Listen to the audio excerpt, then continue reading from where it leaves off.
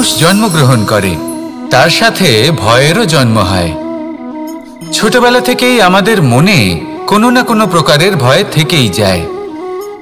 কেউ এই বিষয়ে ভয় পায় যে তার কোনো বস্তু তার থেকে দূরে চলে যাবে, কেউ এই বিষয়ে ভয় পায় যে আমি নিজেকে হারিয়ে ফেলব, কেউ এই ভেবে ভয় পায় যে আমার প্রিয়জনেরা তারা যেন আমার থেকে দূরে না চলে যায়, কেউ এই ভেবে ভয় পায় যে আমরা যেন পথ না হারিয়ে ফেলি, আদি ইত্যাদি। কিন্তু সত্যি কথা বলতে ভেবে দেখুন, এই ভয় বাস্তবে কি? শুধুই একটা মনস্থিতি, আর কিছুই নয়। যা কিছু আপনি জীবনে পেয়েছেন তা একদিন আপনাকে হারাতে হবে। এই জীবন হলো আপনারই, কিন্তু তাও একদিন সমাপ্ত হবে। তাই ভয় পেয়ে কি লাভ? এই ভয় শুধু আপনাকে জীবন যাপন করা থেকে বাধা দিচ্ছে, আর কিচ্ছু নয়। পথ হারিয়ে ফেললেই বুঝতে পারবেন যে নতুন পথ কিভাবে বানাতে হয়। কিছু মানুষকে জীবন থেকে হারালে তবেই আপনি বুঝবেন যে আপনার আপনজনকে। এই ভয়ের কারণে ভীত হয়ে থাকবেন না। এই তারা নক্ষত্র অন্ধকারের অভাবে গুরুত্ব হারায়। শিবকেও মহাদেব হওয়ার জন্য বিষপান করতে হয়েছিল। প্রত্যেক পরিস্থিতি, প্রত্যেক সাফল্য আপনার পরীক্ষা নেবে, তাতে উত্তীর্ণ হওয়া হলো আপনার কর্ম। যখনই আপনি ভয় পাবেন বা সংকটের সম্মুখীন হবেন, তখন সাহসের সাথে তার সম্মুখীন হন। মনে রাখবেন, যে সম্মুখীন হতে জানে সাফল্য তার সাথে সবসময় থাকে। আসুন আর আমার সাথে ভালোবেসে বলুন, রাধা রাধা। চিন্তা। সবাই বলে চিন্তা করা উচিত নয়, কিন্তু চিন্তা সবাই করে। যিনি বৃদ্ধ ব্যক্তি হন, তিনি নিজের অতীতের সাথে বর্তমানের তুলনা করে চিন্তিত থাকেন। একজন যুবক ব্যক্তি ভবিষ্যতের বিষয় চিন্তা করে, নিজের লক্ষ্য কিভাবে পূরণ করা যায় সেই চিন্তায় মগ্ন থাকে। শুধু একজন বালকের না তো তার ভবিষ্যতের চিন্তা থাকে, আর না অতীতের দুঃখ থাকে। আর এরকম কেন? কারণ সে শুধুমাত্র বর্তমান নিয়ে ভাবে, আর তাই সে সব থেকে বেশি সুখী। তাই মনে রাখবেন, যদি আপনি আপনার বর্তমানের বিষয়ে ভাবেন, তাতে বাঁচেন, সেটাকে ঠিক রাখেন এবং সেটাকে আরো ভালো করে তোলেন, তাহলে আপনার অতীত আর আপনার ভবিষ্যৎ আপনা থেকেই ঠিক হয়ে যাবে। আসুন আমার সাথে ভালোবেসে বলুন, রাধা রাধা। সংসারে সব থেকে বড়, সব থেকে মহান কোন প্রাণী? এবার আপনাদের মধ্যে কেউ বলবে মানুষ, কেউ বলবে সিংহ, আর কেউ বলবে হস্তি। কিন্তু না, সংসারে সবচেয়ে মহান প্রাণী হলো বৃক্ষ। সেই বৃক্ষ যা আমাদের আহার করতে ফল দেয়, বাঁচার জন্য প্রাণ বায়ু দেয়, গরমে শীতল ছায়া দেয়, আর শুকিয়ে যাওয়ার পরও আমাদের জ্বালানোর জন্য কাঠ দিয়ে যায়। এবার আপনারা হয়তো ভাবছেন, আমি হঠাৎ বৃক্ষের গুণগান কেন গেয়ে চলেছি? আমার বলার উদ্দেশ্য এই বৃক্ষের অনেক গভীরে, সেই বীজকে নিয়ে, যা আপনাকে না ফল দেয়, না ছায়া, আর না কাঠ। শুধু ভিজে মাটির নিচে সে লড়াই করতে থাকে, অঙ্কুরিত হয় মাটির নিচে একটি বৃক্ষকে আকার দেওয়ার জন্য। প্রদীপ কি? সাধারণ একটা মাটির পাত্র, কিন্তু জলবায়ু নিয়ে সে যখন জ্বলে, সমস্ত সংসারকে সে পথ দেখাতে থাকে, মহান হয়ে যায়। এবার বুঝলেন, যদি মহান হতে হয় তাহলে কিছু করে দেখাতে হবে। কোনো তফাৎ হয় না যে আপনি ছোট না আপনি বড়। কিছু করলে তবেই কিছু হবে। আপনি চলা শুরু করুন, কোথাও না কোথাও তো পৌঁছবেন। নিশ্চল বসে থাকলে কখনো কিচ্ছু হবে না। মনে রাখবেন, কিছু আরম্ভ করতে গেলে মহান হওয়ার একেবারেই প্রয়োজন পড়ে না, কিন্তু মহান হতে গেলে কিছু আরম্ভ করা অতি আবশ্যক। রাধা রাধা। আমাদের জীবনে অনেক ধরনের ব্যক্তি এসে থাকেন। কেউ কেউ আমাদের সাথে থেকে যান, কেউ আমাদের থেকে দূরে চলে যান। কেউ ভালো মানুষ হন, কেউ খারাপ মানুষ। কিন্তু আমরা সবসময় সেই সময়টাকে নিয়ে দুঃখ প্রকাশ করি যখন আমাদের জীবনে কোনো খারাপ ব্যক্তি প্রবেশ করেন। তারা আমাদের খারাপ অনুভূতি দেন, দুঃখ দেন, কষ্ট দেন। আমরা সবাই তাকে ভালো মন্দ কথা বলি। কিন্তু কেন? এমন বিভিন্ন ধরনের মানুষ, খারাপ মানুষ, ভালো মানুষ সবার জীবনেই আসেন এবং সকলকেই একটা অমূল্য শিক্ষা দান করে যান। এবার আপনি নিজেই ভেবে দেখুন, জীবনে যখন প্রথমবার আপনি আগুন স্পর্শ করেছিলেন তখন আপনি একটা শিক্ষা লাভ করেছিলেন যে আমাকে আগুনের থেকে একটু দূরে থাকতে হবে। তারপর আস্তে আস্তে আপনি শিখলেন যে কিভাবে এই আগুনকে নিয়ন্ত্রণে রাখতে হবে। তারপর আপনি শিখলেন যে কিভাবে নিজের জীবনে তাকে প্রয়োগ করতে হবে, তা সে অন্ধকারে প্রকাশ লাভ করার জন্য হোক বা খাবার বানানোর জন্য। সেইভাবেই কোনো খারাপ ব্যক্তি যখন আপনার জীবনে আসে কোনো শিক্ষা দিয়ে যান, তার প্রতি কৃতজ্ঞ থাকুন। তার বিষয় খারাপ ভাবার বা খারাপ অনুভূতি নিয়ে থাকার কোনো প্রয়োজন নেই। সেই শিক্ষা লাভ করুন, ইতিবাচক মনোভাব নিয়ে জীবনের সামনে এগোতে থাকুন। কেউ নেই যিনি আপনাকে বাধা দিতে পারেন। আসুন আমার সাথে ভালোবেসে বলুন, রাধা রাধা। মোহ কোনো বস্তুর উপরে থাকে তাহলে তা লালসা হয়ে যায়। মোহ কোনো বিশেষ ব্যক্তির উপরে হয়ে গেলে তা প্রেম নয়, আকর্ষণ হয়ে যায়। মোহ কোনো চাহিদার উপরে হয়ে গেলে তা বাসনা হয়ে যায়। মোহ বিজয়ের উপরে হয়ে গেলে তা কুণ্ঠা হয়ে যায়। মোহ নিজের সংস্কৃতির উপরে হলে আপনাকে সংস্কৃতির রক্ষক বানায়। যদি এই মোহ নিজের গুণের উপরে হয় তাহলে সেই শিল্প দ্বারা আপনি এই সংসারে অদ্ভুত সব কাজ করতে পারবেন। এবারে এটা আপনার উপরে নির্ভরশীল যে এই মোহকে আপনি সৃজনের আধার বানাতে চাইবেন নাকি বিনাশের অস্ত্র বানাতে চাইবেন। ভেবে দেখুন, সিদ্ধান্ত আপনার। রাধা রাধা। এই লক্ষ্য আসলে কি? এই লক্ষ্য তাই যা আমরা পেতে চাই। এই সংসারে সুখী কে হয়? সুখী সেই যে তার লক্ষ্য পেয়ে গেছে। দুঃখী কে হয়? দুঃখী সেই যে তার লক্ষ্য এখনো পায়নি। এবারে প্রশ্ন এখন এটাই যে লক্ষ্য সবাই পেতে চায়, লক্ষ্য পাওয়ার জন্য সবাই প্রাণপণ চেষ্টাও করে। তাহলে সবাই তাদের লক্ষ্যে পৌঁছতে পারে না কেন?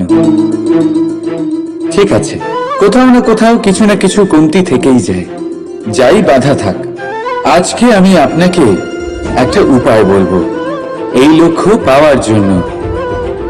একটা কাগজ নিন, তাতে একটা চিহ্ন বানান, সেটাই হবে আপনার লক্ষ্য। এবারে সেই লক্ষ্যে পৌঁছানোর একটা পথ বানান। এবারে এই যাত্রাকে ভিন্ন ভিন্ন ভাগে বিভাজন করে দিন। এবারে এটা হলো আপনার পরিকল্পনা। এবার এই পরিকল্পনা ক্রমানুসারে আপনি পালন করতে থাকুন। এটাই হবে আপনার চেষ্টা। এবার এইভাবে যদি আপনি চেষ্টা করতে থাকেন, যাই আপনার কল্পনা হোক না কেন তা বাস্তব অবশ্যই হবে। তাহলে এই কল্পনাকে বাস্তবে রূপান্তরিত করুন।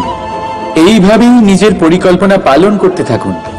আপনার যাই কল্পনা থাকুক বা যাই লক্ষ্য থাকুক, তা বাস্তবে পরিণত হয়ে আপনার হাতে অবশ্যই আসবে। রাধা রাধা। এই সংসারে এমন কিছু মানুষ আছেন যাদেরকে আপনার ভালো লাগে, তারা আপনার প্রিয়। আমরা চাই ওনারা আমাদের কাছে থাকুন, আমরা ওনাদের কাছে থাকি। এবার সেই ক্ষেত্রে আমরা তাদের ভালো ভালো উপহার দেওয়ার চেষ্টা করি, কারণ ওনারা হলেন আমাদের প্রিয়। আর তার বদলে আমরা আশা করে থাকি যে ওনারা আমাদের একটু সম্মান করবেন। এবার এই মানুষজন যারা আমাদের প্রিয়, এদের আমরা একটা উপহার দিই।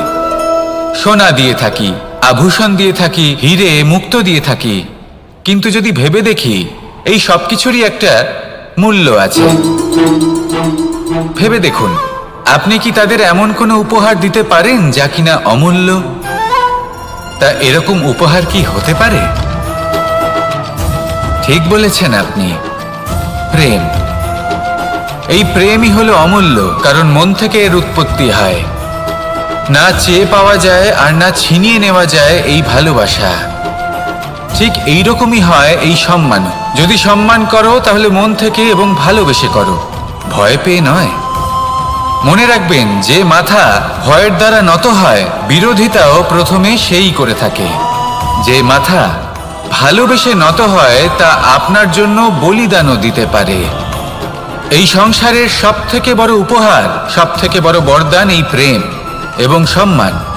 তাকে সম্মান করুন আর আমার সাথে ভালোবেসে বলুন, রাধা রাধা। অহংকার প্রদর্শন করার কোনো প্রয়োজন নেই। আমাদের সবার মধ্যেই কিছু বিশেষ গুণ আছে, আর সবার মধ্যে কোনো না কোনো দোষও আছে। এই প্রকৃতি আমাদের কি শিক্ষা দেয়? কেউ একে অপরের সাথে লড়াই করে না, একে অপরের জন্য বাধা সৃষ্টি করে না, শুধু নিজের কর্ম করে। সূর্য নিজের প্রকাশ দ্বারা বনস্পতি এবং গাছপালাকে জন্ম দেয়। মেঘ বর্ষা সৃষ্টি করে লুপ্ত হয়ে যায়, আবার নির্মিত হয়। পর্বতের সেই নিশ্চলতা সেই বর্ষাকে একটা দিশা প্রদান করে, আর তারপরে তা ধারা হয়ে প্রবাহিত হয়ে যায়। এইসব কি? এইসব একটা সম্পর্ক, একটা চক্রের মতো। সবাই একসাথে নিজের কর্ম করে, তাই এই চক্র আবর্তিত হয়। এটা আমাদেরও করতে হবে, একসাথে মিলে কাজ করতে হবে। কারোর জন্য বাধা হয়ে উঠলে হবে না, কাউকে ছোট মনে করলে হবে না। এটাই করতে থাকুন, সবাই মিলেমিশে কর্ম করুন। প্রকৃতি আমাদের এই শিক্ষাই দেয়। আসুন আমার সাথে ভালোবেসে বলুন, রাধা রাধা। এই সংসার বলে যে কৃষ্ণ হলো মহাযোগী, কেউ বলে যে কৃষ্ণ হলো সাংখ্যযোগের প্রবর্তক, কেউ বলে ভক্তিযোগের, কেউ বলে জ্ঞান যোগের, কেউ কেউ এটা মনে করেন যে অষ্টাঙ্গ যোগের প্রভু হলাম আমি। কিন্তু এই যোগ আসলে কি? যোগ বিষয়টাকে বোঝা খুব একটা কঠিন নয়, কিন্তু সেই যোগকে নিজের যাপনের অংশ করে তোলা হলো অত্যন্ত কঠিন, আর তার জন্য প্রয়োজন অভ্যাস। যোগ শব্দটার অর্থ হলো যুক্ত করা, আর এটা আমি ছোটবেলায় শিখেছিলাম। যখন আমার মাখন খেতে ইচ্ছে করত, আর মা মাখনের সেই হাঁড়িটা ওপরে টাঙিয়ে রাখতেন, তখন আমরা ভাবতাম যে অত দূরে পৌঁছবো কি করে। তখন আমরা যোগের বিষয়ে জানতে পারলাম, আর তখন জানতে পারলাম যে সব থেকে গুরুত্বপূর্ণ যোগ আসলে কি? সহযোগিতা, সাহায্য। আমরা সব সখারা একসাথে জড়ো হতাম, একে অপরের পিঠের উপর উঠে দাঁড়াতাম, আর তারপর আমরা ওই মাখনের হাড়ির কাছে পৌঁছতে পারতাম, আর তারপর আমরা সবাই মিলে সেই মাখন ভাগ করে খেতাম। সহযোগিতা, এটা অত্যন্ত গুরুত্বপূর্ণ। পাণ্ডবরাও মহাভারতে এটাই করেছিলেন। ওনাদের সাথেও কেউ ছিল না, একে অপরকে সাহায্য করে ওনারা অনেক বীরদের একত্রিত করেছিলেন। তারপর অবশেষে মহাভারতের এই মহাযুদ্ধে ওনারা জয়লাভ করেছিলেন। রামায়ণে রাম এবং লক্ষ্মণের সাথে কেউ ছিল না। সহযোগিতার মাধ্যমে ওনারা ভাল্লুক আর বানর সেনাকে একত্রিত করেছিলেন, আর এই সংসারের সব থেকে প্রবল রাক্ষস রাবণকে বধ করেছিলেন। মনে রাখবেন, একসাথে মিলে যদি আপনারা কর্ম করতে শেখেন, তাহলে এই সংসারে এমন কিছুই নেই যেটা আপনি অর্জন করতে পারবেন না। আসুন আমার সাথে ভালোবেসে বলুন, রাধা রাধা। মোহনের বাঁশির এই সুর, এই সঙ্গীত কার না পছন্দ হয়? সবারই খুব ভালো লাগে। এবার এই সুর আসে কোথা থেকে?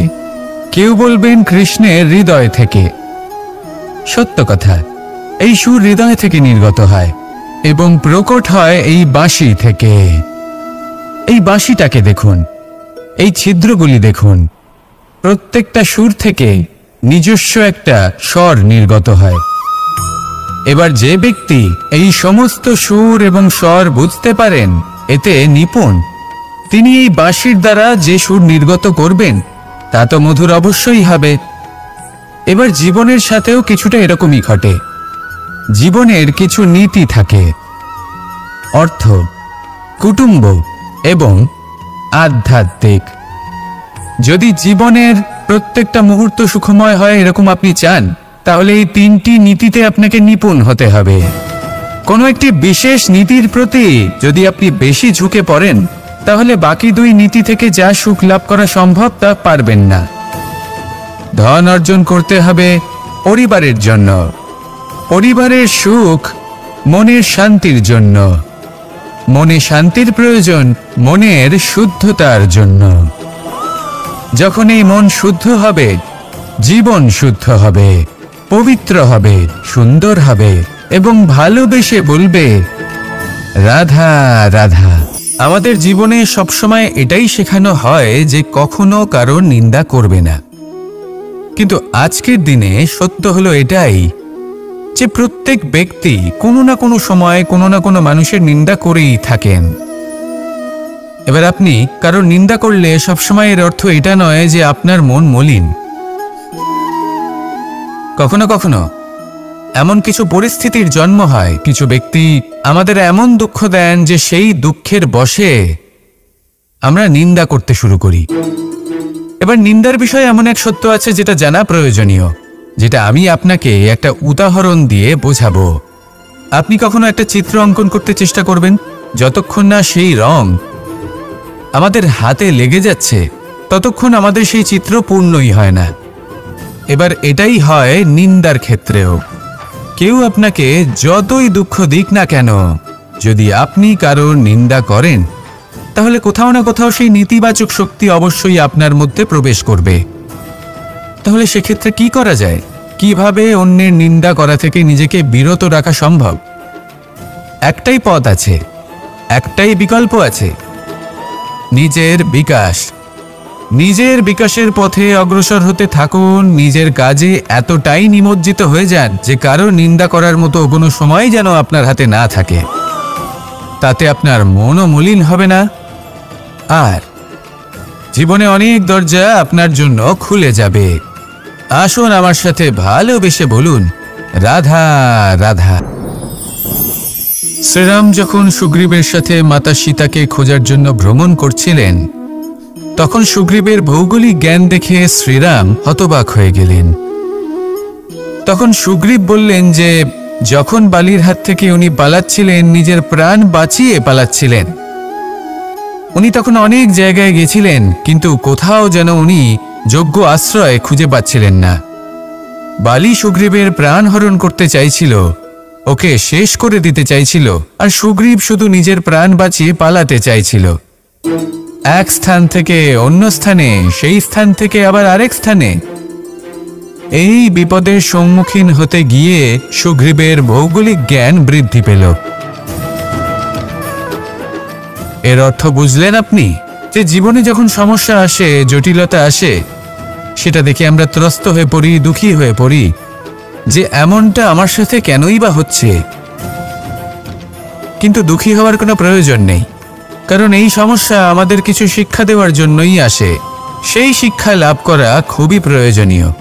সেই শিক্ষার দিকে নিজের মনোনিবেশ করুন, সেই শিক্ষা আত্মস্থ করুন, জীবনে অগ্রসর হন, আর আমার সাথে ভালোবেসে বলুন রাধা রাধা।